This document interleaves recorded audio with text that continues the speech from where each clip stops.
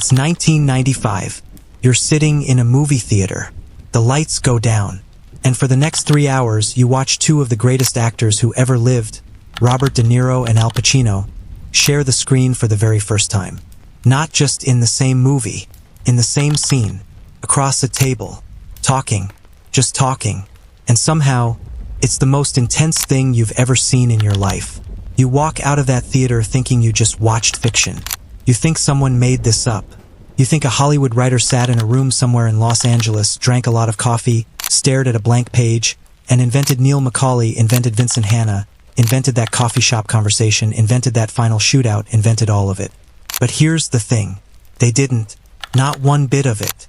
And today, I'm going to prove that to you word by word, fact by fact, scene by scene, from the very beginning of a man's life in 1914 all the way to a parking lot in Chicago in 1964, where everything ended the way it was always going to end. Everyone who loves Heat thinks they know this story. They think they know Neil McCauley.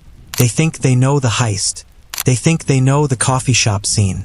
They think they know the ending. They've watched this movie 5 times, 10 times, maybe more. They quote the lines.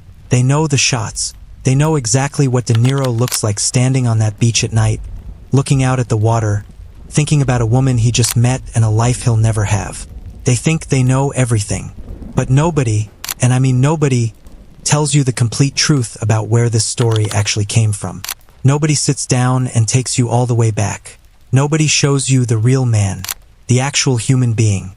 The person who was born in a small town in Iowa in 1914 and who made choices, specific, deliberate, calculated choices, that would eventually inspire one of the greatest crime films ever made.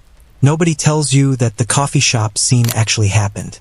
In real life, with real words, words we actually know, words that were recorded, words that two men actually said to each other, face to face, across a table, knowing full well that the next time they met, one of them might not walk away.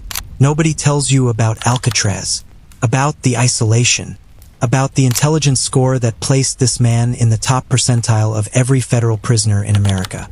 Nobody tells you that he ran illegal operations from inside Alcatraz for years without getting caught. Nobody tells you that he came out of prison at 48 years old with nothing, no money, no safety net, no family waiting, and immediately, methodically, with the discipline of a military general, put together a crew and went back to work. Nobody tells you that the final score in the movie, the massive downtown Los Angeles bank robbery for $12 million, was actually a grocery store robbery in Chicago for $13,000, and that it ended exactly the same way. And nobody, not one person, tells you the full circle moment. The thing that happened in 1997 that proves this story never really ended. That it just kept going. That it rippled outward in ways that nobody could have predicted and that real people paid for with their lives. That's what we're doing today. All of it. Every single piece. From the very beginning to the very end. Sit down. Get comfortable. This is going to take a while. And I promise you, every single second of it is worth it. Before we go any further, I want to know something. Drop in the comments right now. Where are you watching this from and what time is it where you are? I'm serious. I read every single comment. I love knowing who's in this with me.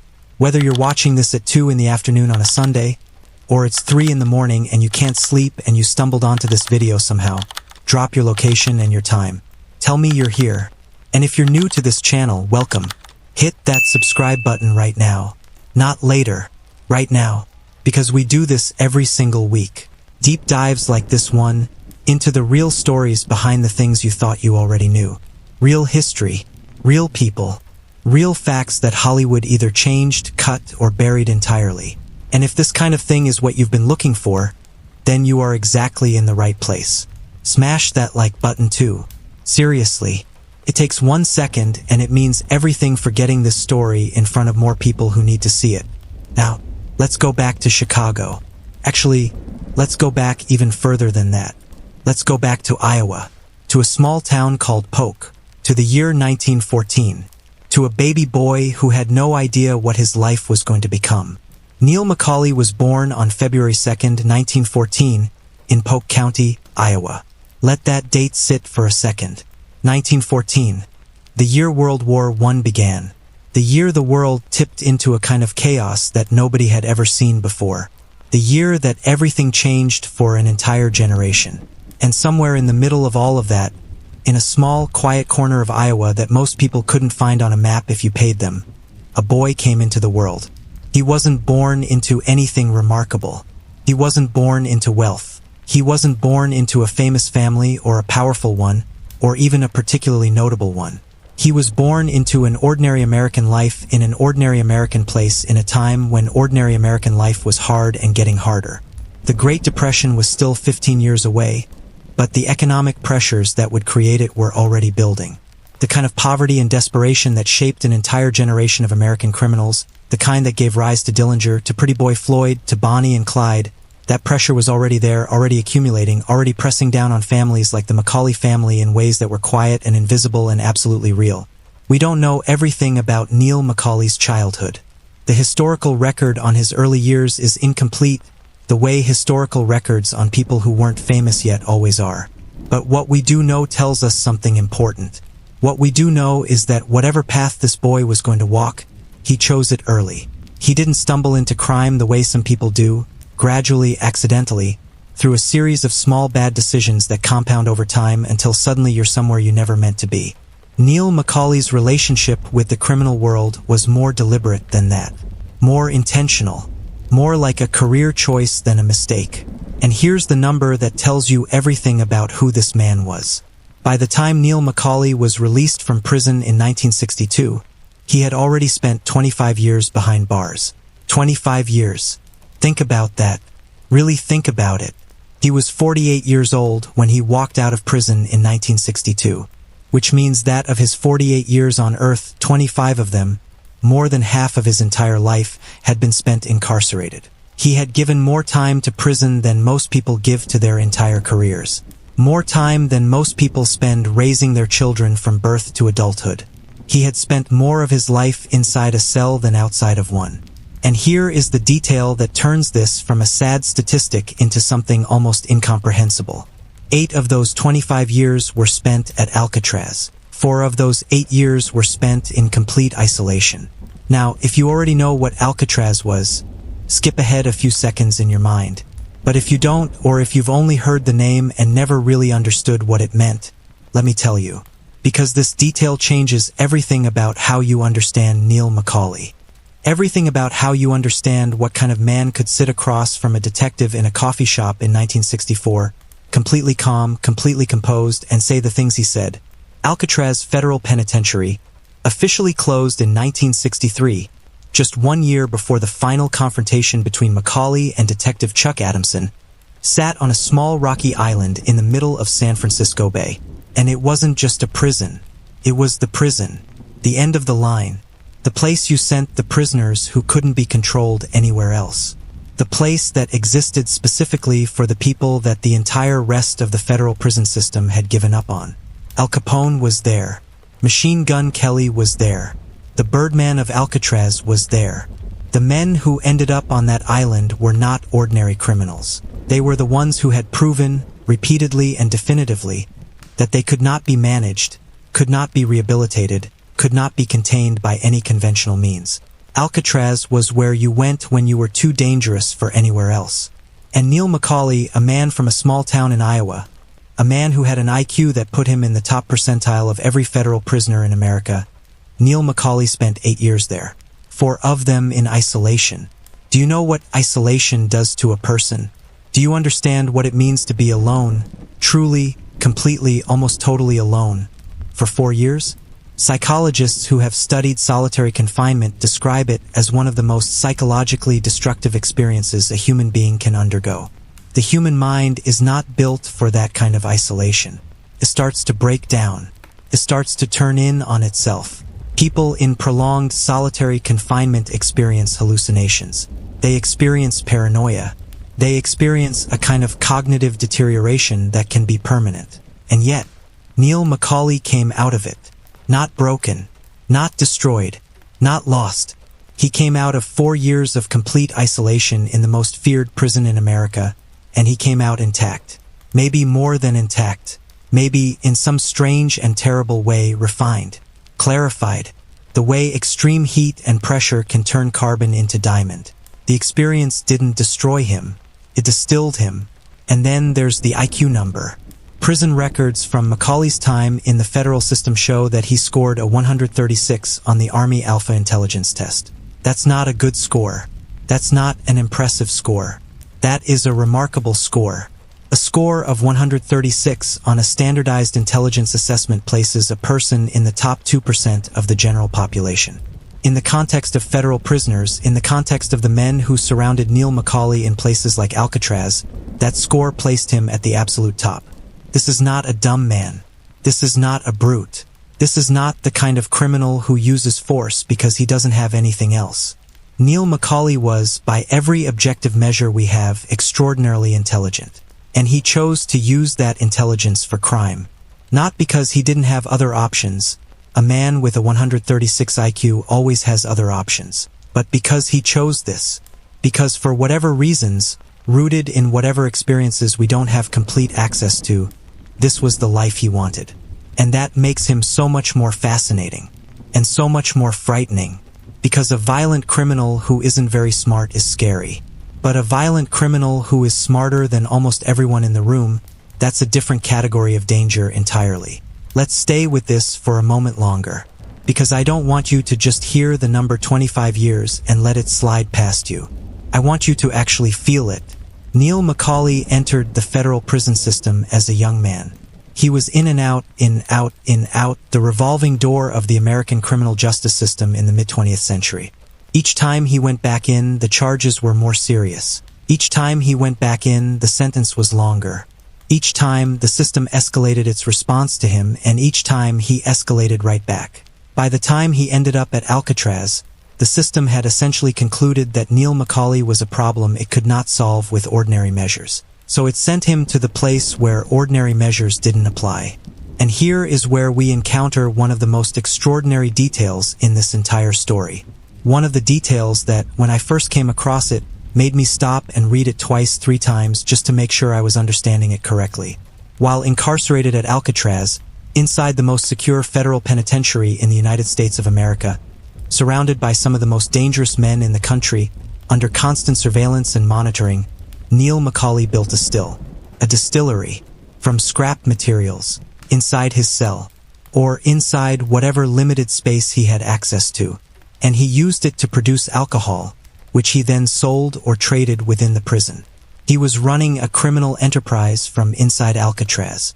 Let me say that again so it lands. This man was in Alcatraz, not county jail, not a medium security facility, Alcatraz, and he found a way to run an illegal operation from inside it. And the authorities didn't know about it for years. For years. A man with a 136 IQ, 4 years of complete isolation, and the discipline to run a covert business operation from inside the most watched prison in America. This is who Neil McCauley was. This is the person who walked out of those prison gates in 1962 and immediately, without missing a beat, without taking a breath, without a single moment of reflection or hesitation, went back to work. Because for Neil McCauley, there was no version of walking away. There was no straight life waiting for him. There was no honest job, no small apartment, no quiet retirement. There was only the work, and the work was all he had ever truly been good at. Before we move forward, before we get to the heists and the detective and the coffee shop and the final score, we need to understand something about who Neil McCauley was at his core. About what drove him, about what made him different from other criminals, not just in terms of intelligence and skill, but in terms of his fundamental orientation toward life. In the movie and in reality, Neil McCauley operated by a philosophy, a code, a set of principles so clean and so total that they bordered on the ascetic. The word ascetic comes from the Greek. It describes a person who has deliberately stripped their life of anything unnecessary, any pleasure, any comfort, any attachment that isn't absolutely essential. Monks are ascetics. Certain soldiers are ascetics. And in his own dark way, Neil McCauley was an ascetic. The movie gives us this in the famous line, "Don't let yourself get attached to anything you are not willing to walk out on in 30 seconds flat if you feel the heat around the corner." 30 seconds. Everything you own, everything you love, everyone you care about, all of it has to be something you can leave in 30 seconds. Because the moment you can't, the moment there's something you can't walk away from, that thing becomes a liability. That thing becomes the crack in the armor. That thing becomes the thing that gets you caught. Did the real Neil McCauley actually say this? We don't have that exact quote on record. But everything we know about how he operated, everything we know about how he lived, everything we know about the choices he made, it all points to a man who genuinely believed this, who genuinely lived it, who had been refined by 25 years of prison and 4 years of isolation into a person who had no room in his life for anything he couldn't walk away from. No family we know of, no long-term relationships we know of, no home in the conventional sense, no community, no church, no neighborhood where people knew his name and asked after him. Just the crew, the plan, the score, and the next score after that. This is what made him dangerous. Not just his intelligence, not just his planning, but his total, complete, almost inhuman capacity to separate himself from anything that would slow him down or tie him in place. Because at the end of the day, law enforcement's greatest tool against criminals isn't surveillance. It isn't forensics. It isn't even informants. It's attachment. It's the wife or the girlfriend or the kid or the mother or the friend that the criminal can't walk away from. It's the thing they love that becomes the lever that law enforcement uses to pry their lives open. And Neil McCauley had removed every one of those levers. He had stripped his life down to bare metal. And that made him almost impossible to catch. Almost. Every great story needs two sides. And this story has them. Because at the same moment that Neil McCauley was walking out of prison in 1962, already thinking about the next job, already assembling the next crew, already mapping out the next score, there was a man on the other side of this story who was already waiting for him. His name was Chuck Adamson. Detective Chuck Adamson. Chicago Police Department. Major Crime Unit. Now, if Neil McCauley is the real Neil McCauley, then Chuck Adamson is the real Vincent Hanna. He is the cop. He is the other half of the coffee shop scene. He is the man who chased Macaulay for years, who surveilled him, who tracked him, who ultimately shot him 6 times in a parking lot on the southwest side of Chicago on March 25, 1964.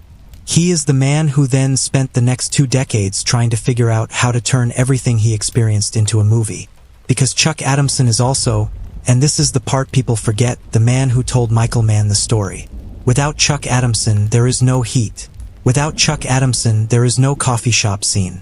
Without Chuck Adamson sitting down with a filmmaker and saying, here's what really happened, there is no movie. No Al Pacino, no Robert De Niro, no you're sitting across from me conversation that film students have been analyzing for 30 years. Everything, all of it, flows through Chuck Adamson. But before he became the man who told the story, he was the man who lived it. And we need to understand what it was like to be him, chasing Neil McCauley through the streets of Chicago in 1962, 1963, and 1964. Here is something that, when you really think about it, is almost unbelievable. Before Neil McCauley was even released from prison in 1962, Chuck Adamson already had a hunch about him.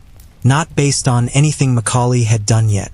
Not based on any crime he'd committed after his release, because he hadn't been released yet. But based on everything Adamson knew about who this man was, how he operated, what made him tick, Adamson looked at the file, looked at the record, looked at the intelligence score and the Alcatraz time and the history of organized, methodical criminal activity, and he knew. He knew that the moment Neil McCauley walked out of that prison, he was going back to work. He knew it the way a good detective knows things, not from evidence exactly, but from a kind of pattern recognition that comes from spending years studying the way criminals think and move and decide. Adamson had seen enough of the world to know that a man like Macaulay, the specific combination of intelligence, discipline, and total commitment to a criminal life, doesn't just stop. Doesn't just decide one day that enough is enough, that the straight life looks appealing, that maybe it's time to get a regular job and settle down somewhere. Men like Macaulay don't have that gear. It's not in them. Not because they can't imagine it, they're smart enough to imagine it, but because something in them, something deep and fixed and probably formed very early, has simply never wanted it. So Adamson started watching. Before Macaulay even hit the streets, he placed Macaulay under surveillance, round-the-clock surveillance, the kind that takes serious manpower and serious resources and a serious level of departmental commitment, the moment Macaulay was released. Every move, every contact, every location, every person Macaulay spoke to, every place he visited, every pattern he established. Adamson was watching all of it, cataloging it, building a picture of what Macaulay was doing and who he was doing it with and what he was building toward. And Macaulay knew. Of course he knew. A man with a 136 IQ who had spent 25 years navigating prison politics and federal surveillance doesn't miss the fact that he's being tailed. He felt it. He knew it. And in a strange way, a way that the movie captures almost perfectly, because Michael Mann had the benefit of talking to Adamson directly, in a strange way it didn't bother him. Because it was part of the game. It was the nature of the thing. You do the crime, the cop watches you. That's how it works. Both men knew it. Both men accepted it. And both men played it out with a kind of professionalism, a kind of mutual respect that was almost chivalric in its formality. That mutual respect, that sense of two men who are playing by the rules of a game they both understand completely, is what makes the coffee shop scene work in the movie. And it's what made the real coffee shop scene work in real life. But before we get there, we need to talk about what Macaulay was actually doing during those 2 years. We need to talk about the heists. The first thing Neil McCauley did when he got out of prison was get to work. Not in any visible way. Not in any way that would draw attention or give Adamson anything to act on. The work happened quietly, methodically, below the surface. It started with people, with contacts, with the slow, careful process of finding the right men for the right jobs. Because here's something that separates the top-tier criminal operators from the rest. Anybody can rob somebody. Anybody with a gun and a desperation can walk into a place and take what they want. That's not skill. That's violence. And violence is messy and unpredictable and, above all, expensive in terms of exposure, in terms of witnesses, in terms of the level of police response it brings down on you. The skilled operators, the ones who last, the ones who build careers out of this instead of getting caught on the first job, they don't rely on violence. They rely on planning, on research, on knowing everything about a target before they ever move on it, on having the right people in the right positions, each person doing exactly what they're supposed to do, nothing more and nothing less, on getting in, getting what they came for, and getting out before anyone really understands what just happened. Neil McCauley was that kind of operator, and he needed that kind of crew. We know that Macaulay's crew is believed to have committed at least 6 robberies in the Chicago area between his release in 1962 and his death in 1964. 6 robberies in approximately 2 years. That's a disciplined pace, not frantic, not desperate, not driven by immediate need. Calculated, spaced out. Each one planned, each one executed, each one designed to generate income while minimizing exposure. The specific details of each individual robbery are not fully documented in the historical record. But what we do know, what Adamson told Mann, what Mann incorporated into the screenplay, what the actual police records from the time suggest, is that Macaulay's crew operated at an exceptional level. They were not amateurs. They were not improvising. They were professionals in the truest sense of that word, doing a job they had trained for and refined over years. And the specific detail that most clearly illustrates this, the detail that made it directly into the movie, almost word for word, almost scene for scene, is the diamond-tip drill bits. At some point during those 2 years of operation, Macaulay's crew pulled a job that was almost elegant in its conception. Almost beautiful in the way that a perfectly planned military operation can be beautiful, not in spite of its purpose, but because of the precision with which everything was thought through. The target was a shipment of diamond-tip drill bits. Now, diamond-tip drill bits aren't the kind of thing most people think about. They're not glamorous. They're not the kind of thing that shows up in heist movies. You think of gold, of cash, of jewels. You don't think of industrial drilling equipment. But that's exactly the point. That's exactly why it was a perfect target. Diamond-tip drill bits are valuable. Extremely valuable. And unlike cash, which can be traced, which has serial numbers, which can be marked, industrial equipment like this is much harder to track once it's been moved. You sell it to the right buyer, someone in construction or mining or manufacturing who doesn't ask too many questions, and it's gone. Untraceable. Converted to cash with minimal exposure. But here's the part that is truly extraordinary. Here's the part that tells you everything about how Neil McCauley's mind worked. He didn't just know what the target was. He knew when it was going to be delivered. He knew the route it was going to take. He knew the precise window during which the shipment would be most vulnerable, after it had left the supplier, before it reached the manufacturer. He intercepted it in transit. Think about what that requires. Think about what kind of intelligence gathering, what kind of reconnaissance, what kind of sustained research and planning that takes. You have to know who's shipping the product. You have to know who they're shipping it to. You have to know the timeline. You have to know the route. You have to know the vehicle. You have to know the level of security. And then you have to figure out exactly the right moment, not too early, not too late, when the shipment is exposed. This isn't a smash and grab. This isn't a robbery. This is a military operation. This is the kind of planning that generals do before battles. And Macaulay did it for a shipment of drill bits in Chicago in 1963 or so, with no computer, no internet, no GPS, no digital surveillance, just legwork and intelligence and a mind that saw angles that other people didn't see. This is why Michael Mann wanted to make a movie about him. Not because Macaulay was violent, not because his crimes were spectacular in scale, but because the way he thought, the way his mind operated, was genuinely, almost frustratingly admirable. Even as you know you shouldn't admire it, even as you know what it cost. All of this was happening under Adamson's eyes, or at least Adamson was watching as much as he could. Because here's the reality of surveilling someone like Neil McCauley. It's not like watching someone who doesn't know they're being watched. Macaulay knew. He assumed it. He operated as if Adamson was watching every single thing he did. And he planned accordingly. So what you have is this extraordinary dynamic. A cop who knows that a criminal is building towards something, watching and waiting and gathering information, but unable to act because he doesn't have enough yet. And a criminal who knows the cop is watching, and who is planning so carefully, moving so cleanly, that he gives the cop almost nothing to act on. It's a chess game, and both men are playing at an extremely high level. Adamson's unit was tracking Macaulay's movements, tracking his associates, building a picture of who the crew was and what they were capable of. And as the months went by, as the picture got clearer, one thing became apparent. Macaulay was building towards something significant. Something bigger than the small-scale jobs he'd been running. Something that was going to require a serious law enforcement response. And then the intelligence started coming in about the department store. The informant's tip came in sometime in 1963. The details are specific enough to have made it into Mann's script almost intact. The crew was going to hit Weibalt's. Weibalt's was a department store chain in Chicago. Well-established, well-known, a regular fixture of the city's retail landscape. And on the night Macaulay's crew had chosen, a night that followed a payday, a night when the cash intake from the day's business would be sitting in the safe, that department store safe would be full. The plan was to hit it at night, after hours, after everyone had gone home.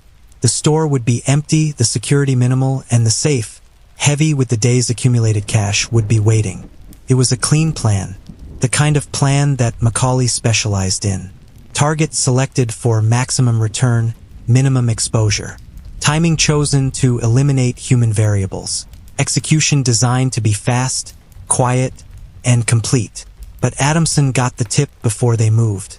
And this is where the story becomes something almost cinematic, even before the movie existed. Because what happened next, in real life, is a sequence so perfectly constructed that Mann could lift it almost directly into the screenplay without changing anything meaningful. In the days before the planned burglary, Adamson's unit picked up intelligence that Macaulay and members of his crew were conducting a reconnaissance of the target. A dry run. This is standard operating procedure for a professional crew. Before you ever move on a target, you visit it. Multiple times if possible. You go as a customer, as a delivery driver, as a pedestrian passing by. You look at everything. You clock the exits. You clock the sight lines. You note where the security is, where the cameras are, where the staff tends to be positioned. You count the cars in the parking lot at the time you plan to hit the place. You look at the lighting. You memorize the layout. And Macaulay did all of this with the thoroughness you'd expect from a man who had a 136 IQ and 25 years of experience to draw on. He noted the layout of the parking lot. He looked at how many cars were present and where they were parked. He clocked the store window displays because even something as seemingly trivial as a window display can tell you something about the interior layout, about where the stock rooms are, about how the staff moves through the space. He saw everything, and Adamson watched him see it. Think about what that moment feels like from Adamson's side. You're watching one of the most capable criminals you've ever encountered, calmly and methodically building a perfect picture of a target that you know he's about to hit. And you can't move on him yet, because he hasn't done anything. He's walked around a department store.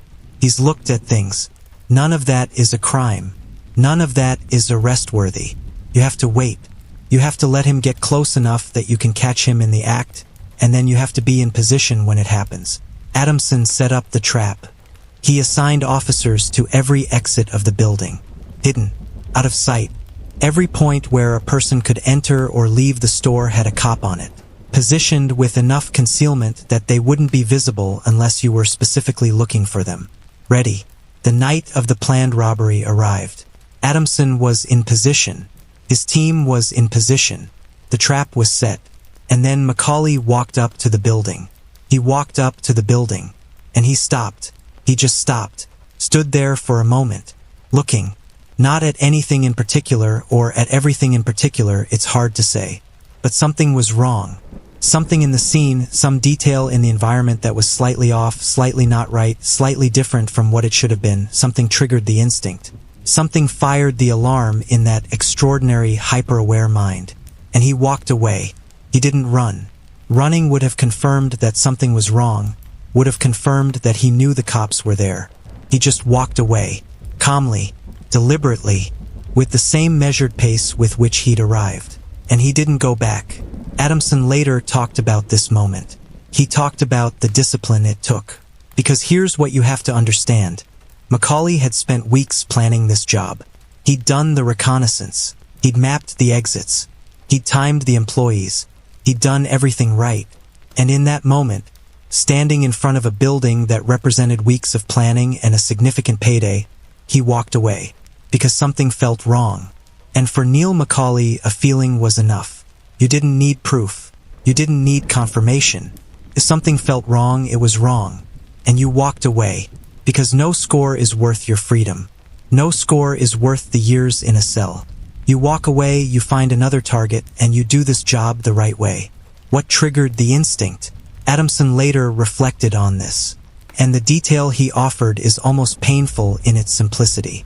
One of the cops waiting in position made a noise. A small noise. Maybe a shuffle of a foot. Maybe a sound of equipment. Maybe a breath that came at the wrong moment. Something tiny. Something that most people, most criminals would have dismissed or not even registered. Macaulay registered it. And he was gone. This moment made its way into Mann's screenplay. The awareness, the instinct, the ability to read an environment so precisely that even the smallest wrong detail sounds an alarm, that made it into the movie almost exactly as it happened in real life. Because Mann understood that this was the key to who Macaulay was. Not the violence. Not the skill with weapons. The awareness. The absolute, almost supernatural awareness. Adamson later spoke with what sounded like genuine admiration about this moment. Here was a man who was trying to arrest Macaulay, who had spent years chasing him, who would eventually be the one to shoot him, and he was still capable of standing back and recognizing greatness when he saw it. Because that's what it was. In its own dark and terrible way, that instinct, that discipline was a form of greatness. When the thief walked away from a property he'd previously cased when one of the cops waiting for him made a noise, Adamson said, that moment made it into Mann's screenplay, and it should have, because it's the purest expression of who Neil McCauley was. A man so committed to his craft, so disciplined in his execution, that he could walk away from weeks of planning and thousands of dollars without hesitation, based on nothing but a feeling and a sound. That is not a criminal. That is a craftsman. A very, very dangerous craftsman. Adamson and his team emerged from their positions to find an empty parking lot and a department store that had never been touched. Macaulay was gone. The job hadn't happened. And there was nothing legally, operationally, in terms of actual criminal evidence, nothing that Adamson could do about it. Because Macaulay had been right there. And he had walked away. And walking away from a place you've looked at is not a crime. This is one of the most frustrating realities of law enforcement work. You can watch someone. You can know what they're planning. You can be positioned and ready. And if the target is smart enough, if the target is disciplined enough, they can step to the edge of the line and then step back, and there is nothing you can do. The law doesn't punish thoughts. It doesn't punish intent. punishes actions, and Macaulay had not acted. So Adamson went back to watching, went back to waiting, went back to the slow, painstaking work of surveillance and intelligence gathering and building a case that would be solid enough at the right moment to actually hold. And Macaulay went back to planning. Both men knew the game wasn't over. Both men knew that sooner or later, there would be another job. And this time, if Adamson was in position, Macaulay wouldn't walk away in time. But before that happened, before the final score and the final confrontation and the final parking lot, there was a coffee shop. And a conversation that neither man would forget. I need you to stop whatever you're doing right now and pay complete attention. Not because what I'm about to tell you is difficult or complicated. It's actually very simple. But it's important in a way that's hard to explain until you hear it. And I want you to hear it the right way. The most famous scene in Heat, the scene that people talk about when they talk about this movie, the scene that every film critic mentions, the scene that cinematography teachers use in classrooms, the scene that De Niro and Pacino fans consider the pinnacle of what it looks like when two generational talents share a single frame, that scene is real. It happened. Not something like it. Not a version of it. Not an adapted, dramatized, Hollywoodized interpretation of something that kind of happened. The actual scene. The actual meeting. An actual detective and an actual criminal sitting across from each other in an actual place, having an actual conversation, saying actual words that we actually know. The year was 1964. The place was a coffee shop in Chicago. And the conversation went like this. Chuck Adamson invited Neil McCauley to have a cup of coffee. Think about what that means. Think about how extraordinary that is. This is a detective, a member of the Chicago Police Department's major crime unit, a man who has been surveilling this criminal for months, a man who knows that this criminal has been running a crew and planning robberies and pulling off sophisticated heists, and he invites him to coffee. Not as a tactic, not as a setup, not as an arrest strategy, just to talk, because Adamson was that kind of cop. And Macaulay was that kind of criminal. And both of them understood that there was something between them that was beyond the usual adversarial relationship, beyond cop and robber, beyond hunter and prey. There was a kind of recognition between them, a mutual acknowledgement of what the other one was. You don't invite someone you don't respect to coffee. And Adamson respected Macaulay. Not his choices, not his crimes, not the path he'd chosen or the people he'd hurt along the way. But the man himself, the intelligence, the discipline, the absolute mastery of a craft, even if that craft was one that Adamson had devoted his career to stopping. And Macaulay said yes. Of course he said yes, because Macaulay respected Adamson right back. Because Macaulay was smart enough to know that the cop who had been watching him all this time wasn't ordinary. That he was dealing with someone who was genuinely good at his job, who was genuinely committed, who wasn't going to make it easy. And you don't refuse coffee from someone like that. So they sat down. Two men. A table. Coffee. Chicago, 1964. And here, as best as we know it, as Adamson himself recounted it, as it was captured and preserved and eventually told to Michael Mann, here is what they said. Adamson spoke first. Why don't you go somewhere else and cause trouble? That's it. That's the opening line. Not a threat. Not a legal warning. Not a formal statement of law enforcement intent. Just a suggestion. Almost casual. Almost friendly. Go somewhere else. Do this somewhere else. Be someone else's problem somewhere else. I know what you are, and I know what you're going to do, and I'm asking you, one man to another, to do it somewhere I don't have to be the one who has to deal with it. Macaulay heard it, considered it, and then he answered. You realize that one day you're going to be taking down a score, and I'm going to be there. Let that sit for a second. You realize that one day you're going to be taking down a score, and I'm going to be there. This is not a threat in the conventional sense. It's not bluster. It's not bravado. It's a statement of fact, delivered with the flat, affectless certainty of a man who has calculated probabilities and arrived at a conclusion. He's telling Adamson, I see where this is going. I know how this ends. You know how this ends. One day you're going to come for me at the right moment on the right job, and you're going to be in position, and I'm going to be there. And we both know what happens then. Adamson met that with equal directness.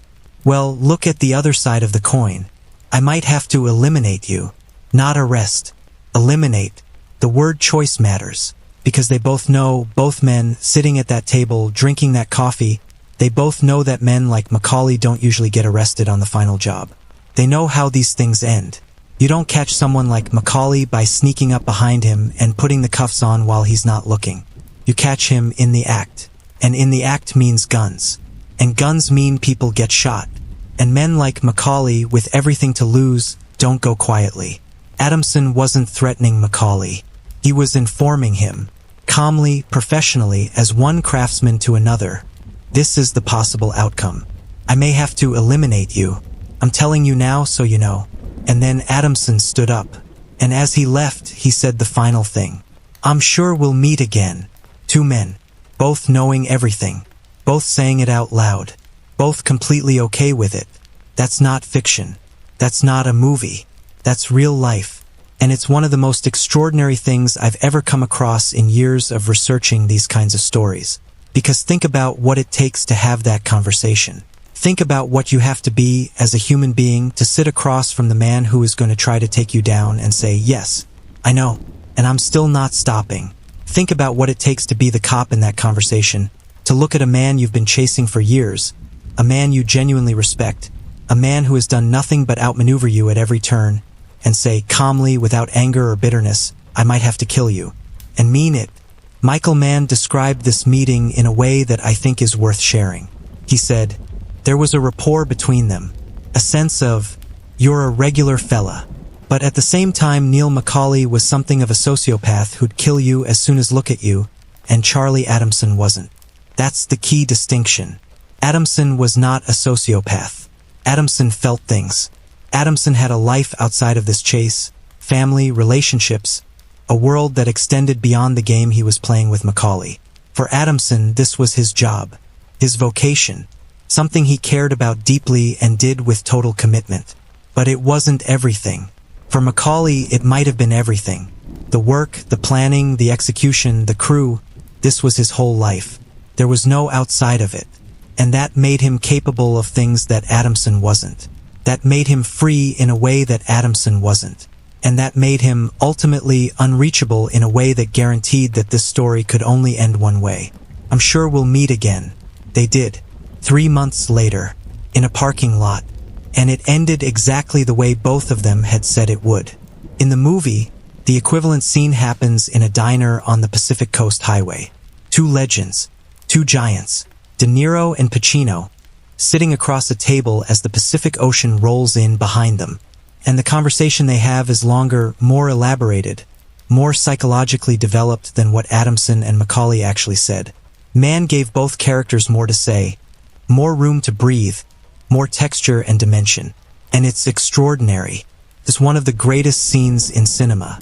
Watching it still gives you something that very few movies give you, that feeling that you are witnessing something real, something true, something that matters.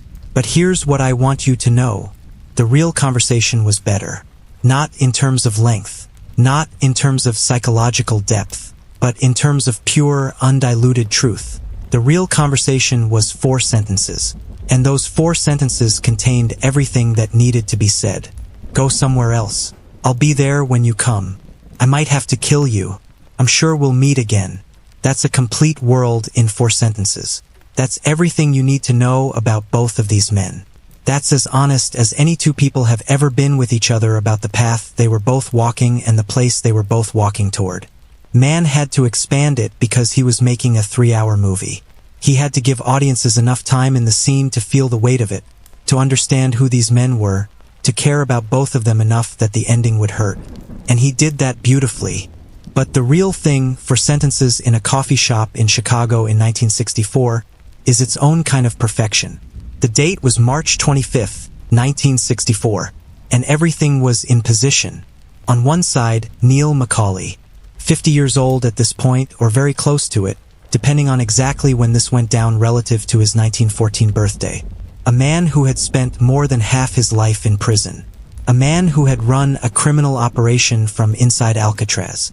A man who had walked away from a perfectly set trap at a department store because one cop made one small sound. A man who had sat across a table from the detective chasing him and said, with perfect clarity and perfect calm, exactly what was going to happen. On the other side, Chuck Adamson, a detective who had been chasing this man for 2 years, who had watched him for 2 years, who had sat across from him in a coffee shop and told him he might have to eliminate him, who was, in the language of his profession, closing in. And between them, a grocery store on the southwest side of Chicago, the National Tea Company, and an armored car that was about to make a money drop. Macaulay and his crew had been researching this job for weeks, possibly longer. The target was simple on the surface, as the best targets always are. An armored car made a regular money drop to the National Tea grocery store. On the night in question, the amount would be significant enough to justify the risk, enough to justify the planning, enough to make the job worth doing. Macaulay's crew had tracked the armored car's schedule. They knew the route.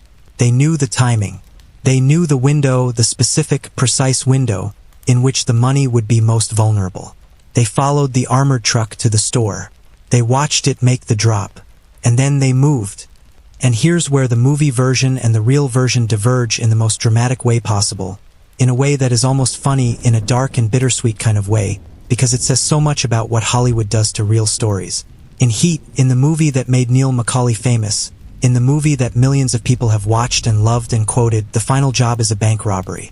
A massive downtown Los Angeles bank robbery for $12 million. It's spectacular. It's cinematic. It involves a professional, military-grade crew, precision timing, high-powered weapons, and a running gun battle through downtown LA that became one of the most praised action sequences in cinema history. In real life, Macaulay and his crew robbed a grocery store and got away with $13,000. $13,000. Not $12 million. $13,000. A grocery store, not a downtown bank. A National Tea Company location on the southwest side of Chicago. And the crew didn't have military-grade weapons, and they didn't have precision timing, and there was no running gun battle through downtown. There was just a robbery. Quick, clean, professional. In and out. Exactly the way Macaulay had always done it. Except this time, Adamson was already there. Here's the thing that makes this final sequence so devastating. In retrospect, Macaulay and his crew didn't know that they'd been found out. They didn't know that the same intelligence network that Adamson had been building for 2 years, the surveillance, the informants, the careful, patient accumulation of information about how this crew operated and what they were building toward, had finally given Adamson what he needed. They didn't know that Adamson and his team were already on the scene, already in position, already waiting. Macaulay's instincts, the same instincts that had saved him at the department store, that had made one small noise enough to make him walk away from a job he'd spent weeks planning. His instincts didn't fire this time. Maybe he was more confident, having pulled off multiple jobs successfully. Maybe the target seemed clean and the planning seemed solid. Maybe he was simply at a point where the job felt right and nothing felt wrong, and there was no noise in the parking lot and no misplaced cop and no reason to stop. Or maybe the instincts did fire and he overrode them. And that's the most human explanation of all. Because even the most disciplined person, at some point, makes the choice to believe what they want to believe. To trust that this time it will be fine.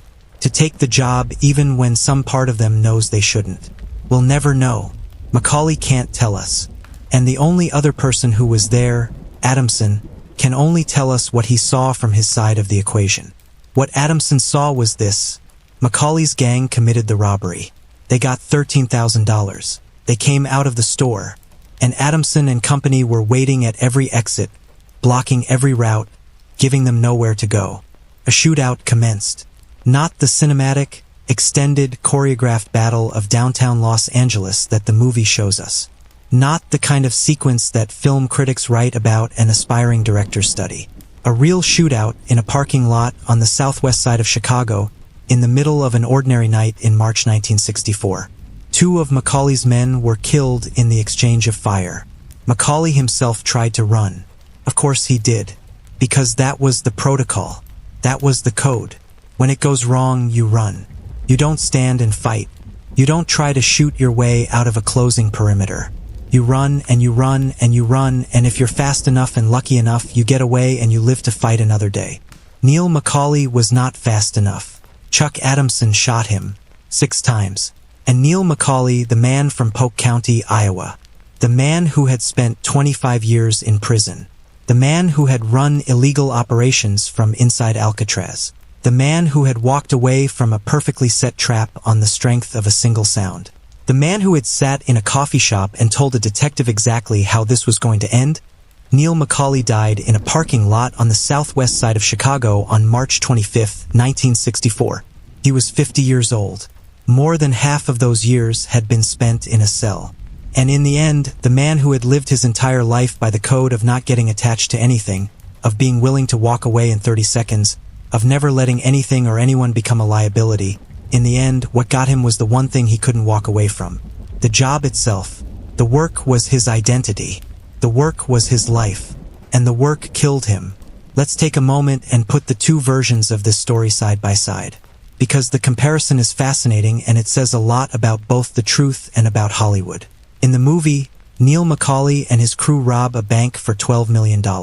It's a perfectly executed job, until it goes wrong in a way that no amount of planning could have prevented. The job gets connected to a murder, which brings Pacino's Vincent Hanna and his entire unit down on them with full resources. The final confrontation happens at LAX. Macaulay chooses, in the last moments of the film, to go back and kill a man who betrayed him, knowing that it will get him caught, knowing that it goes against everything he's always lived by, and Hanna is waiting for him. They end up on the tarmac, and Hanna shoots Macaulay, and Macaulay dies holding Hanna's hand. It's devastating. It's one of the most powerful endings in crime cinema, because the thing that gets Macaulay isn't a mistake in the planning. It isn't a cop who was smarter or faster or better. It's attachment. It's the one moment where Macaulay couldn't walk away. The one thing he couldn't leave in 30 seconds. In reality, in Chicago in 1964, it's simpler, and maybe more honest. A grocery store, $13,000. Adamson already in position. A shootout in a parking lot. 6 bullets. And it's over. No attachment. No choice to go back for someone. Just a job that went wrong because the intelligence ran out before the caution did. But both versions end the same way. Both versions of Neil McCauley die because ultimately the game catches up. Because you can be the smartest person in the room and still not be smart enough. Because you can plan for everything except the thing you don't know about. Because no matter how good you are, no matter how disciplined, no matter how aware, the house always wins eventually. That's the truth of both stories. The movie version and the real version. And maybe that's why Mann's film resonates so deeply, even decades later. Because the emotional truth of it, the inevitability of it, matches the actual truth. The details are different. The scale is different. The drama is amplified. But the core of it, the thing it's really about, is exactly right. After Neil McCauley died in that parking lot in March 1964, Chuck Adamson went back to work. He kept doing his job, chasing criminals, building cases, working the major crime unit for years afterward. He was good at it. He remained good at it. And eventually, in the way that careers do, it wound down. He retired. And then, sometime after retiring from police work, Chuck Adamson did something that, depending on how you look at it, was either very simple or very extraordinary. He met Michael Mann, and he told him everything. Michael Mann is one of the most meticulous filmmakers who has ever worked in Hollywood. That's not a controversial statement. That's not flattery. It's just a fact that is demonstrable in every single movie he has ever made. The research, the attention to detail, the absolute insistence on authenticity in the sound design, in the photography, in the performance, in the logistics of how things actually work. Mann is not a director who guesses. He's a director who finds out. When Adamson told Mann the story, when he sat down with the filmmaker and walked him through the whole thing, from Macaulay's release from prison to the department store to the coffee shop to the grocery store to the parking lot, Mann asked for permission to base a screenplay on it. And then he went to work. Here's a timeline that blows people's minds when they hear it. Mann wrote the first draft of Heat in 1979. The movie came out in 1995. That is 16 years between the first draft and the theatrical release. 16 years of Mann living with this story, refining it, finding the right angle, finding the right cast, finding the right city, finding the right visual language to make it work. That's not a movie that got made quickly. That's not a Hollywood studio product ground out to hit a release date. That's a filmmaker who was genuinely obsessed with a story and who refused to put it in front of an audience until it was right. The first version of the story was actually made for television in 1989, a movie called LA Takedown, also directed by Mann, which was essentially a rough draft of Heat. If you've seen it, you know it's fine. It's a competent TV movie, but it's clearly not what the story needed to be. Mann knew it wasn't right, and he spent 6 more years after that getting it right. When Mann finally had the right script, the right cast, the right everything to go into production on the theatrical version, he didn't just hand the actors the script and start shooting. That's not how he works. He took Val Kilmer, Tom Sizemore, and Robert De Niro to Folsom State Prison. Folsom State Prison in California, one of the oldest and most storied prisons in America, a place that has housed some of the most dangerous men in the state's history. He took 3 of his principal cast members to that prison, and he had them sit down with actual career criminals. Men who had done what Macaulay had done. Men who had built crews and planned heists and lived the professional criminal life from the inside. And these men, the actual criminals, the real Macaulays of the world, told the actors what it was like. Not what it looks like from the outside. Not what Hollywood thinks it looks like. What it actually feels like, from the inside, when you've made the choice to live this way. What it feels like to plan a job. What it feels like in the moment before you move. What it feels like after. What drives you. What keeps you going. What you tell yourself when you're lying in the dark at night and you know what you're walking toward. That's method research. That's the kind of thing that shows up on screen in ways the audience can feel even if they can't specifically identify it. That's why De Niro's Macaulay in the movie feels so real. Not because De Niro is imitating something he studied from the outside. Because he went inside, as far as a civilian can go inside, and tried to actually understand it. But the research didn't stop there. For the tactical sequences, the robbery, the armored car heist, the downtown shootout, Mann brought in a man named Andy McNabb. British Ex-Special Air Service, ex-SAS. For those who don't know, the SAS is the British equivalent of Delta Force or SEAL Team 6. Elite Special Operations. The kind of soldiers who do the jobs that regular soldiers can't be sent to do. Highly trained, highly skilled, completely professional. McNabb took the cast and the crew through weapons training that was, by all accounts, unlike anything that had been done for a Hollywood production before. Not just how to hold a gun or how to shoot it for the camera. How to move with a weapon. How to cover a room. How to advance and retreat under fire. How to work as a unit. How to coordinate fire and movement with a team. How to think tactically in a high-stress, high-danger situation. The training was so thorough and so effective that the result, the downtown shootout sequence in Heat, the one that runs for almost 11 minutes and involves hundreds of rounds of ammunition fired on a closed-off set of downtown Los Angeles streets, the result was so realistic, so tactically accurate that something extraordinary happened. The United States Army started using it. Let me say that again because it bears repeating. Sections of Heat, a Hollywood movie, a fictional crime drama, were incorporated into training materials for new U.S. Army soldiers. Not as entertainment, not as something to watch on a Friday night, as actual training, because the tactics shown in that sequence, the way the actors playing criminals in a movie move and communicate and cover each other and control a street, were accurate enough, realistic enough, effective enough that the Army found them instructive. A movie trained an army, or at least helped train one. That's not something you can say about many films. And then there was the cast. Robert De Niro as Neil McCauley. The choice almost seems obvious in retrospect, but nothing about it was obvious at the time. De Niro had spent the 1980s and early 1990s doing work that was celebrated but that hadn't quite reached the same heights as his 1970s films. He was still great, he is always great, but the consensus had settled around the idea that maybe his absolute peak was behind him. Heat proved that wrong. Completely, definitively wrong. Al Pacino as Vincent Hanna, the fictional version of Chuck Adamson. And here's a detail that people always love.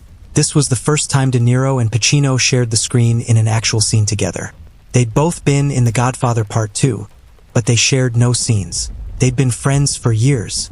They'd been making movies in the same city, in the same era, for decades. And somehow, in all of that time, they'd never actually been in a scene together. Until Heat. Until that diner. Until You're Sitting Across From Me. Until two men who both knew everything sat across a table and said it out loud. The scene took months to happen. Mann had the script right, he had the set right, he had the camera positions right, and then he basically let De Niro and Pacino do what De Niro and Pacino do, find the truth in a scene through complete, total, fearless commitment. What came out of it is one of the most analyzed scenes in cinema history. Film students write about it. Critics wrote about it in 1995 and they're still writing about it now.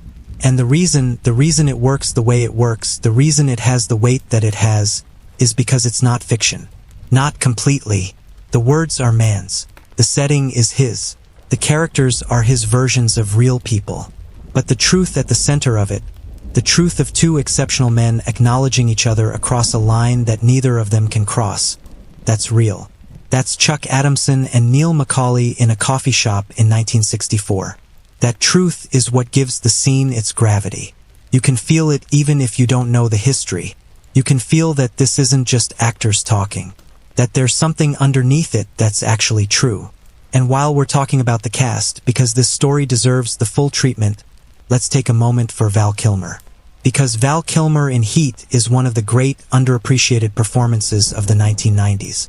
His character, Chris Shiherlis, is the one who has the thing that Macaulay's code says he shouldn't have. He has the attachment. He has the wife he can't walk away from, even knowing that she's going to be his downfall, even knowing that she's the crack in the armor, even knowing that Macaulay's 30-second rule exists for exactly this reason. Shiherlis knows all of this, he understands the code, and he can't follow it. Because she's real to him in a way that the code isn't. Kilmer plays all of that without saying most of it. It's in the way he holds himself, the way he looks at his wife in the scenes they share, the way there's a softness there that doesn't appear anywhere else in the movie. He's as professional as any of them when the job is happening. And then the job stops and he becomes human again, and you can see exactly why he's going to get caught. For the research he brought to this role after going to Folsom Prison, after working with McNabb on the weapons training, Kilmer apparently became so skilled with his weapon that the other actors on set were genuinely impressed. There's a story that his reload and manipulation of his rifle in the downtown shootout sequence happened so fast and so cleanly that it had to be slowed down in post-production for the audience to even see it. Because if they showed it in real time, it looked fake. It was too fast to look real. The training worked, and the movie worked, and Val Kilmer's performance in it deserves more credit than it usually gets. One of the things that makes Heat not just a great crime movie but a great film, period, full stop, in any genre, is what Michael Mann does with Los Angeles. Chicago is where this story actually happened. Chicago is the real Macaulay's city, the streets he walked, the neighborhoods he knew, the places where his crew operated and planned and ultimately fell. But Mann moved the story to Los Angeles. And in doing so, he discovered something that made the movie both more universal and more specific at the same time. Los Angeles, in Mann's version of it, is a city of surfaces. Gorgeous, gleaming, eternally lit surfaces that conceal what's underneath. The freeways, the glass towers, the Pacific Ocean shimmering in the background of every other shot. The city as a kind of beautiful lie, presenting an image of possibility and abundance that papers over everything dark and desperate that happens beneath it. And into that city, Mann places two men who are defined by what's underneath, who are stripped of surfaces, who don't do beautiful lies. Macaulay lives in a house with no furniture, literally almost no furniture, because furniture is attachment, furniture is commitment, furniture is something you'd have to leave behind in 30 seconds and it would slow you down by 30 seconds. The empty rooms of his house are the most honest thing in the movie. They are exactly what he is. Hannah, on the other hand, has all the furniture. Has the family, the wife, the stepchild, the house, the California sunshine, and the California lifestyle. And none of it is real. Or rather, all of it is less real than the job. Less real than the pursuit. He's present for none of it, no matter how much he tries. Because the pursuit is the only thing that actually requires him. These are two men who are mirror images of each other, living in the same city, on opposite sides of a line that neither of them chose to stand where they stand on. Mann and his cinematographer, Dante Spinati, made choices in this movie that were, at the time, somewhat unconventional and that have since been recognized as genuinely influential. The most distinctive visual element of Heat is its use of a specific kind of color palette, cold blues, steely grays, the washed-out palette of nighttime Los Angeles under sodium vapor lights. The movie almost never looks warm. Even the daylight scenes have a quality of distance, of remove, of light that illuminates without comforting. This was deliberate. Mann wanted the visual language of the film to reflect what both his protagonists experience internally, a world they can see clearly, can navigate masterfully, but from which they are fundamentally disconnected. The warmth has been taken out, not because it was never there, but because the life these men have chosen has removed it. The nighttime cinematography, in particular, is extraordinary. The shots of freeways at night, of the city lights sprawling across the Los Angeles basin, of De Niro standing at the edge of the ocean, all of these are images that have become part of the visual vocabulary of a certain kind of American cinema. Images that people recognize even if they don't know where they're from. And all of it is in service of the same story. The same true story. Two men, one on each side of a line, who meet in the middle for a cup of coffee and then go back to their corners and wait for the thing that's coming. And then there's the sound. The downtown Los Angeles shootout in Heat, the sequence that begins after the bank robbery goes wrong and ends in a running gun battle through the streets of downtown, is widely considered one of the best executed action sequences in cinema history. And a significant part of why it's as effective as it is comes down to the sound design. For the sequence, Mann and his sound team used live ammunition fired on location, not blanks, not sound effects added in post-production, but actual weapons fired in the actual streets of downtown Los Angeles. The sound of the gunfire in Heat is not what you hear in most movies. Most movie gunfire has been processed, equalized, compressed, made to sound bigger and more dramatic than real gunfire actually is. Real gunfire, recorded in an actual urban environment with real acoustics, the way it echoes off buildings, the way it travels down canyons of concrete and glass, the way it overlaps and compounds and fills space sounds different. More chaotic, more overwhelming, more real. The audience that saw Heat in theaters in 1995 often reported a physical reaction to that sequence. A visceral, bodily response to the sound of it. Because it didn't sound like movie gunfire. It sounded like what you imagine real gunfire in a city street sounds like. And that effect, that disorientation between the safety of a movie theater and the overwhelming reality of what the screen was showing and the speakers were playing, that's part of why the sequence has never been equaled. It's been imitated, many times, by many directors who admired it. But it hasn't been equaled, because you can copy the technique, but you can't copy the decision to actually do it this way. You can't copy the obsession. You can't copy Michael Mann's specific brand of insistence that it be exactly, precisely, uncompromisingly right. I told you at the beginning of this video that this story has a full circle moment, that it rippled outward in ways nobody could have predicted, that real people paid for it with their lives. It's time to tell you about that. February 28th, 1997, North Hollywood, California, approximately 9:17 in the morning. Two men walked into the Bank of America on Laurel Canyon Boulevard. Their names were Larry Phillips Jr. and Emil Matasareanu. They were heavily armed. They were wearing homemade body armor. And they had a plan. What happened next became one of the longest, most violent, and most consequential police shootouts in American law enforcement history. The North Hollywood shootout, the real one, not a movie, not a dramatization, lasted approximately 44 minutes. Phillips and Matasareanu fired more than 1,100 rounds of ammunition. 12 police officers and 8 civilians were wounded. Both robbers ultimately died, Matasareanu from wounds to his legs, which the body armor didn't cover. Phillips from a gunshot wound to the head, which may have been self-inflicted. The North Hollywood shootout changed American law enforcement. It directly led to changes in police equipment and training, after seeing that their standard 9mm and .38 caliber service weapons were largely ineffective against the robbers' body armor. Departments across the country began issuing higher caliber weapons and armor-piercing ammunition as standard equipment. It changed police tactics. It changed how departments think about and prepare for high-casualty, long-duration armed confrontations in urban environments.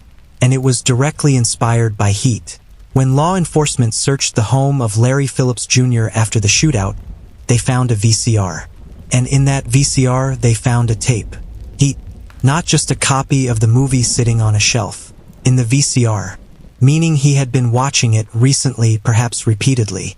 Meaning that as he and Matasareanu planned the Bank of America robbery, As they assembled their weapons and fabricated their body armor and worked out the logistics of how they were going to do this thing, they were watching Heat. They were studying it. They were using it. The tactics they employed in the North Hollywood shootout, the way they moved, the way they suppressed police response with overwhelming firepower, the way they used their body armor to absorb hits and keep advancing, all of it bears the fingerprints of what they saw in that movie. Which means the real Neil McCauley inspired a movie. The movie inspired real criminals. The real criminals carried out a real crime. The real crime changed real police training. And the real police training was itself partly based on the movie, because the movie's tactical accuracy had made it into military and law enforcement training materials. The story became reality, became story, became reality. Macaulay to Adamson to Mann to Heat to Phillips and Matasarianu to North Hollywood to police training reform to where? How far does it go? How many times does it circle around? How many stories branch off from this one single man, born in Polk County, Iowa in 1914, who made a choice to be who he was and live the way he lived and die the way he died? There is something genuinely unsettling about this full-circle detail, and I want to be careful about how I frame it, because this isn't exciting or glamorous or cool. People were shot in North Hollywood. Police officers were wounded. 2 men died. The people who lived through that day have not forgotten it. It was real, and it was violent, and it was terrifying. And it happened because 2 men watched a movie about a man who actually lived and actually did those things, and they decided to try to do it themselves. This is the dark side of storytelling. The shadow of it. The part that doesn't get discussed enough when we talk about why certain stories matter. Because stories are not neutral. They don't just sit on a shelf and mean nothing. They go somewhere. They do something. They enter people and they change them, sometimes in ways that are beautiful and sometimes in ways that are terrible and sometimes, as in this case, in ways that are both at once. Heat is a beautiful film. It's a genuine work of art. It honors the complexity of both of its protagonists. It doesn't glamorize crime in a simple-minded way. It shows the cost, the isolation, the inevitable end of a life lived outside the law. It tells a true story with intelligence and care and craft. And 2 men watched it and decided to be Macaulay, not realizing or not caring that Macaulay died in a parking lot. Not realizing or not caring that the thing the movie is actually about is the impossibility of the life they were trying to emulate. Not realizing or not caring that the real Neil McCauley spent more than half his life in a cell and died at 50 with nothing. They saw the craft. They saw the precision. They saw the movie version, the $12 million score, the cinematic gun battle, the cool professional confidence of De Niro's performance, and they didn't see the rest of it. Which is maybe the most important lesson in this entire story. The real version and the movie version both end the same way. Both versions of Macaulay die because the game catches up. But the movie version is so compelling, so beautifully made, so seductive in its portrait of a certain kind of life, that some people watch it and take away only the surface, only the aesthetics, only the part that looks like a path to somewhere, without understanding that the path leads nowhere good. Stories have power, real power, and with that power comes responsibility, for the storyteller and for the audience both. Neil McCauley died in a parking lot on March 25, 1964. He was 50 years old, or close to it.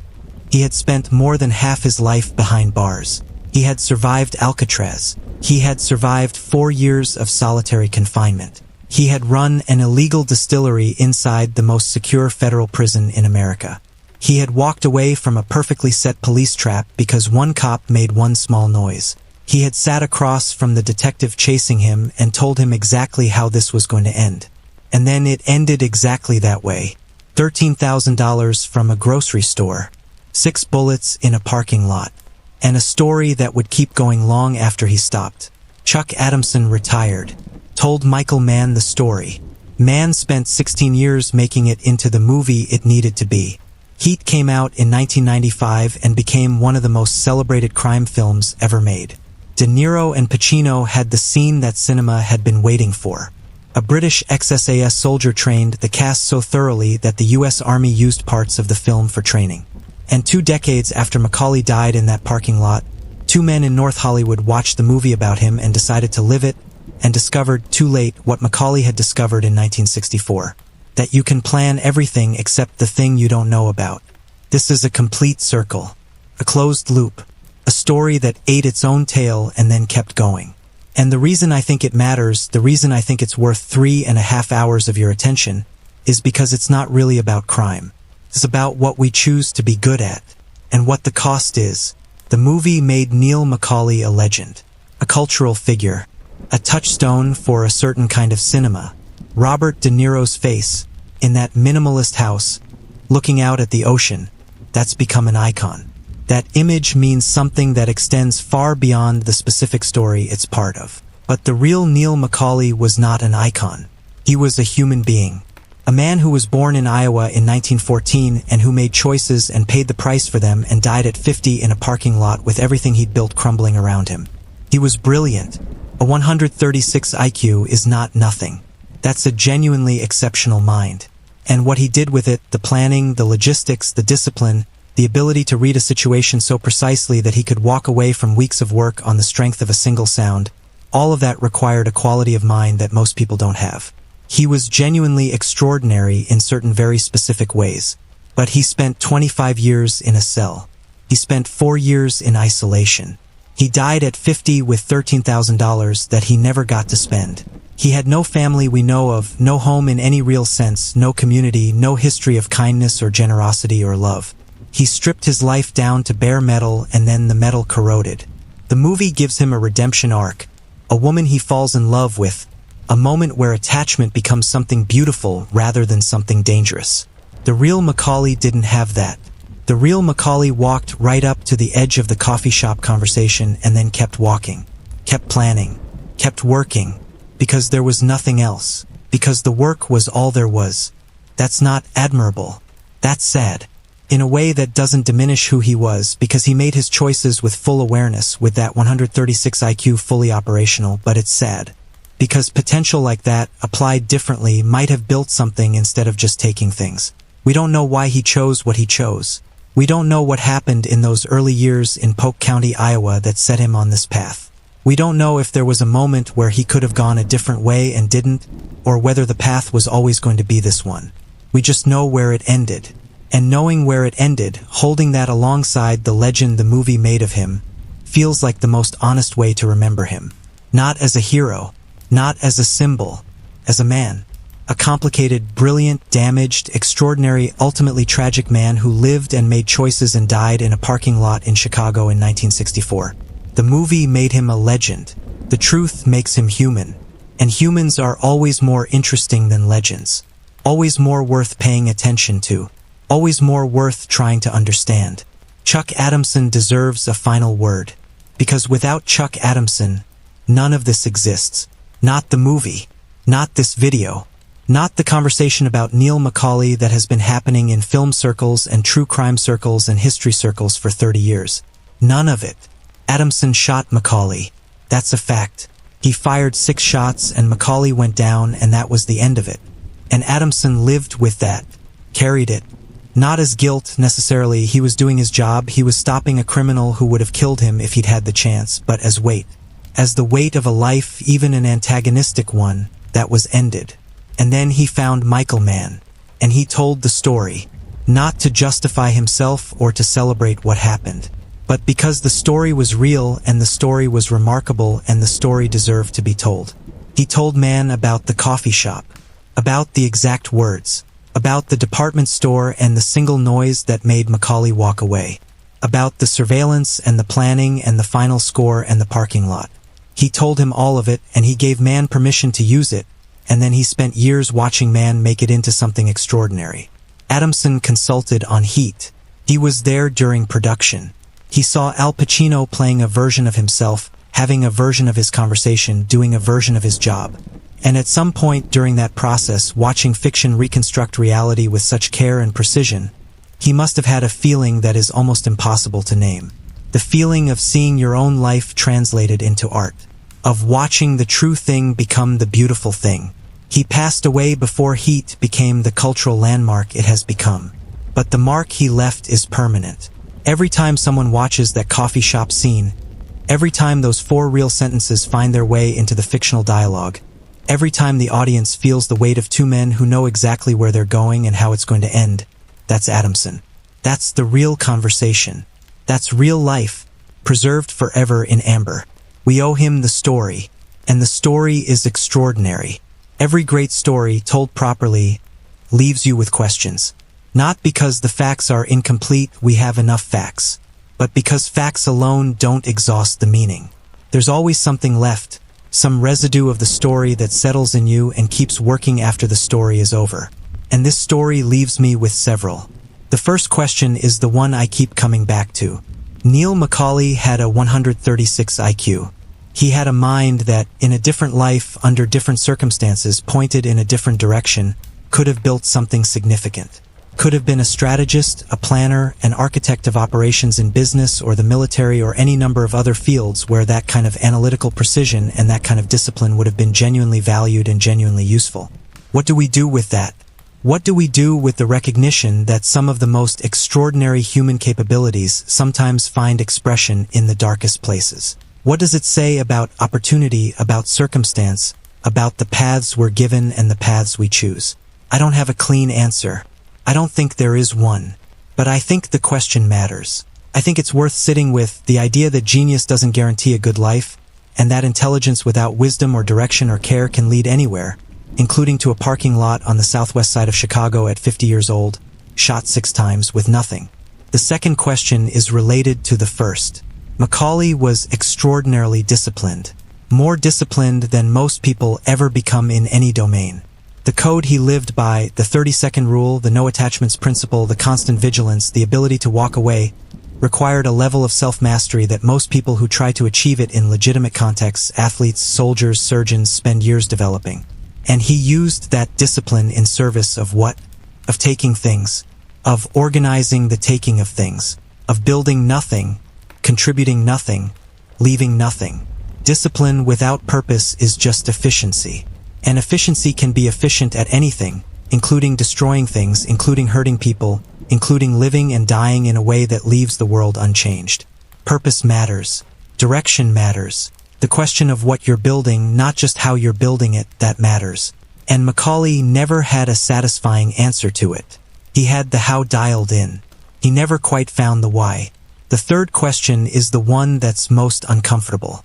Why does Hollywood, why does anyone romanticize this? Why does a story about a man who spent most of his life in prison and died at 50 in a parking lot with $13,000 that he stole from a grocery store become one of the most beloved crime films ever made? Part of the answer is craft. Mann made a beautiful film. De Niro gave a transcendent performance. The story has real architecture, real stakes, real human truth at its center. Those things deserve to be celebrated. But part of the answer is something more uncomfortable. There's something in the Macaulay figure, in the stripped-down, attachment-free, absolutely committed professional criminal, that speaks to something a lot of people feel but can't act on. The desire to be that free. The desire to live outside the rules. The desire to be so good at something that the normal considerations don't apply to you. The fantasy of competence so total that consequences become optional. That fantasy is not harmless. The North Hollywood shootout told us that. 2 men who wanted to be Macaulay and found out the hard way what Macaulay actually was. But the fantasy exists. And it exists in people who would never actually cross any line. People who watch Heat in their living rooms and feel something when De Niro looks at the ocean at night, and then go to sleep and wake up the next morning and go to work and live ordinary, decent, nonviolent lives. For most of those people, the fantasy is just a feeling. A response to something in the story that resonates with something in them. And that's okay. That's what fiction is for, to let us feel things safely that would be dangerous to feel unsafely. The line between feeling and doing is everything. And most people, most of the time, stay on the right side of it. But it's worth knowing why the story pulls the way it pulls. Worth being clear-eyed about what exactly is seductive about it and why. Because stories that are seductive without being understood have a way of doing unexpected things to unexpected people. And this one, as we've seen, has done that before. The fourth and final question is perhaps the deepest one. And it's about the code, the 30-second rule, the no attachments principle, the philosophy that Macaulay and the movie version of him lived by so completely. There's a reason that line has become one of the most quoted lines in cinema. Don't let yourself get attached to anything you are not willing to walk out on in 30 seconds flat if you feel the heat around the corner. A reason it resonates with people who are not criminals, who will never be criminals, who are just living ordinary lives with ordinary attachments, marriages and children and mortgages and friendships and all the ordinary structures that make ordinary lives feel meaningful. That line resonates because everyone, at some point, understands the burden of attachment, understands that the things you love are also the things that make you vulnerable, that the people you can't live without are also the people who, if you're not careful, become the levers by which the world controls you. Macaulay's solution, cut it all away, be free, be weightless, be unburdened, is not a solution. It's a trade. You trade the vulnerability for the freedom. And you also trade, in the same transaction, every reason to use the freedom for anything worthwhile. Macaulay was free. Completely, totally free. He owed nothing to anyone. He needed nothing from anyone. He was answerable to nothing and no one except his own code. And he used that freedom to die at 50 in a parking lot with $13,000. The attachments, the wife, the child, the friend, the community, the sense of belonging somewhere to something, those are not weaknesses. They're not liabilities, not really. They're the things that make the freedom worth having. They're the things that give the freedom somewhere to go. Without them, freedom is just emptiness. Just the ability to move through a world you're not really part of. Macaulay was unreachable, and that unreachability, that total, absolute separateness from everything, is what made him tragic. Not just dangerous, not just effective, tragic, because he was extraordinary in every meaningful sense of the word, and he used that extraordinariness to disappear, to be no one's, to belong nowhere, to leave nothing. The movie understood this. That's why it gave him the woman, the love story, the glimpse of another life, another possibility, a version of things where the code breaks down just enough to let something real in. And then the movie takes it away because that's what the story demands. But that glimpse, that moment where Macaulay looks at another person and something in him responds, is the most human moment in the film. And the most human moment in the real story too, even if it existed only in a coffee shop conversation with the man who was going to shoot him. The recognition between Macaulay and Adamson, that rapport, that mutual respect, that strange friendship forged between adversaries, might be the closest thing the real Macaulay ever had to connection. And even that ended with 6 bullets. Neil McCauley spent 25 years in prison, including 8 at Alcatraz, including 4 in complete isolation, including however many months running an illegal distillery from inside the most secure prison in America, because his mind couldn't stop working even when everything else was taken away from him. He came out at 48 years old, more than half his life already spent in a cell, and he didn't hesitate, didn't pause, didn't look around and decide that maybe it was time for something different. He went back to work, because it was the only work he'd ever done, the only world he'd ever really lived in. The only thing that used all of him, the intelligence, the discipline, the awareness, the planning, at full capacity. He built a crew. He pulled at least 6 jobs. He stole diamond-tip drill bits in transit, which is the kind of crime that requires the kind of mind that generals have. He walked away from a department store when one cop moved at the wrong moment, which is the kind of discipline that most people will never achieve in anything, let alone in a situation where thousands of dollars are on the line. He sat in a coffee shop with the man who was hunting him and said 4 sentences that told the whole story. 4 sentences. And then he got up and walked out and he kept going and he kept working and he didn't stop. And on March 25th, 1964, in a parking lot on the southwest side of Chicago, it ended. The way he'd said it would. The way they'd both known it would. 6 bullets from Chuck Adamson's gun.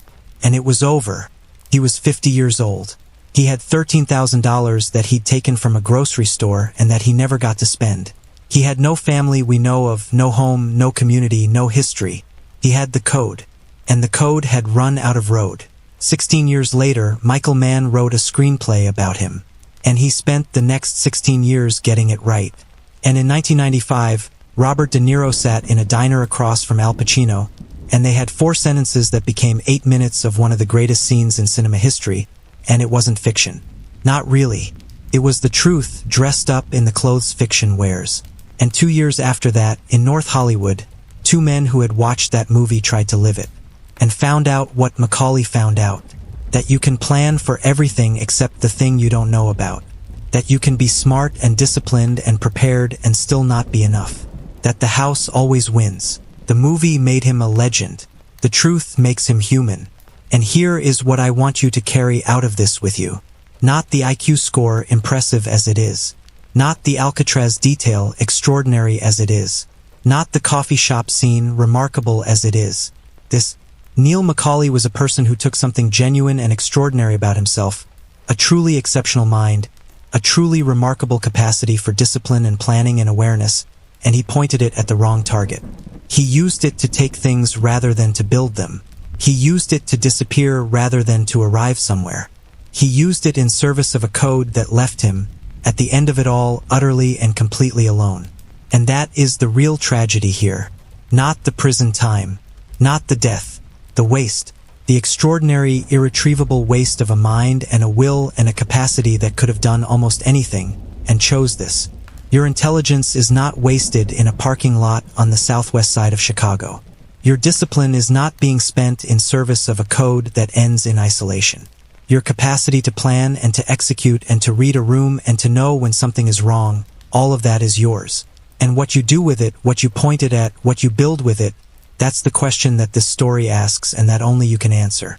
Don't let it be $13,000 and 6 bullets. Make it something that lasts. Neil McCauley had a 136 IQ. He spent 25 years in prison, including 4 in solitary at Alcatraz. He came out and built a crew and pulled 6 heists in 2 years with the discipline of a military general.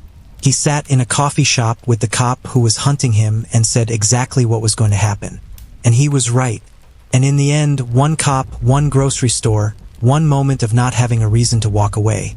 That's all it took. The movie made him a legend. The truth made him human.